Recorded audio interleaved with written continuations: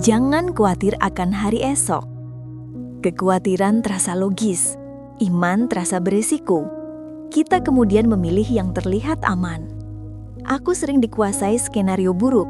Aku membayangkan kegagalan sebelum mencoba. Aku lupa Tuhan memegang waktu. Tapi perhatikan Matius 6:34 yang berkata, "Sebab itu janganlah kamu khawatir akan hari besok." Ayat ini bagian dari khotbah Yesus di bukit. Yesus berbicara kepada orang banyak yang hidup dalam ketidakpastian. Yesus tidak mengabaikan realita. Ia menata ulang fokus hati. Hari esok milik Tuhan. Iman hidup hari ini. Perenungannya adalah, apakah pikiranku seringkali dikuasai ketakutanku sendiri? Mari kita berdoa. Bapa Surgawi, ajari kami hidup dalam kepercayaan setiap hari. Dalam nama Tuhan Yesus Kristus kami berdoa. Haleluya. Amin.